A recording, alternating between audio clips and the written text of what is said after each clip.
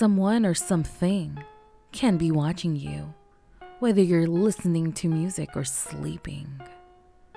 Just remember to always look behind you and stay cautious of your surroundings.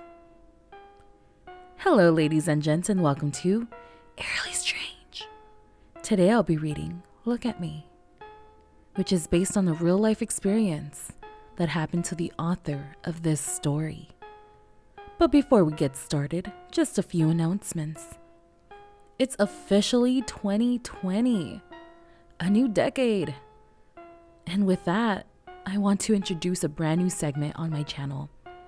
Top 5s. Who doesn't love a top 5s, 10s, 15s, or even 20s?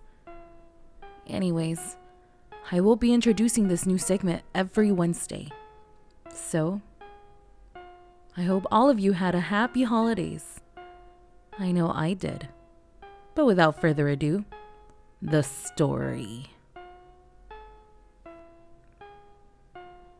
One evening, when I was in my junior year of high school, my mom and dad went out, leaving me home alone. I had a lot of homework to do, so I spent the whole evening sitting at the desk in my bedroom. My parents left the house around 6 p.m. While I was doing my homework, I put on my headphones and listened to loud music. There was a big storm that night, and my desk was facing the window so I could see the rain and the lightning outside. My parents got back around 11 p.m.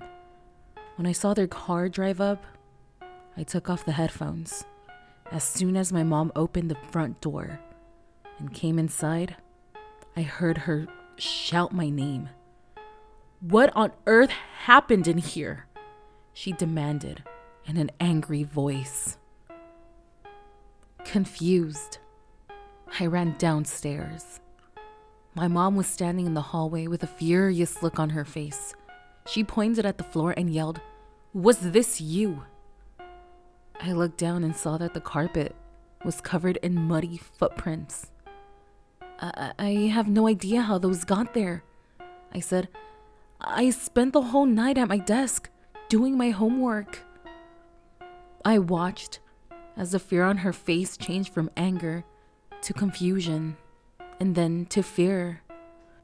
We both realized it at the same time.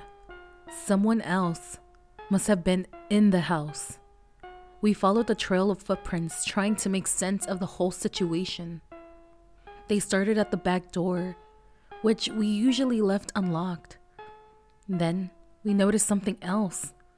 The footprints started at the back door, but there was no trail of footprints leading through the back door. All of a sudden, we hear something, a loud pounding noise that echoed throughout the house. Then, the sound of the front door being wrenched open and slamming shut again. Wham! We all ran into the garage and locked the door behind us. My mom took out her cell phone and called the police.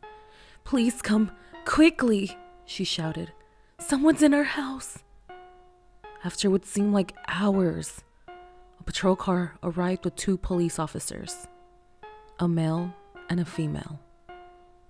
One officer stayed with us in the garage while his partner went through the house, searching it room by room. When she came back, the female officer told us that there was no one in the house. It was safe to go back in. As we were all breathing a sigh of relief, she asked, "Whose bedroom is upstairs on the left?" My parents looked at me. It's mine, I told the officer. She asked us to follow her.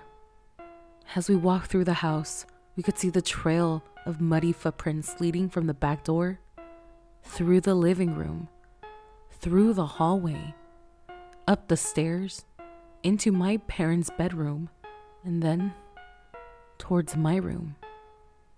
They stopped at my doorway. The female officer pointed at my door, which had been open the whole night. Scrawled on it, in black marker, was the following: 8 9:47. I see you. 8:53. You forgot to lock the back door. 8:59. You seem focused. 9:24. Turn around. 9:47. Look at me. 10:15. Look at me. 10:37. Look at me. 10:49. Look at me. For more than 2 hours, someone had been standing in my doorway, watching me. To this day, I still shudder to think what would have happened if I had turned around.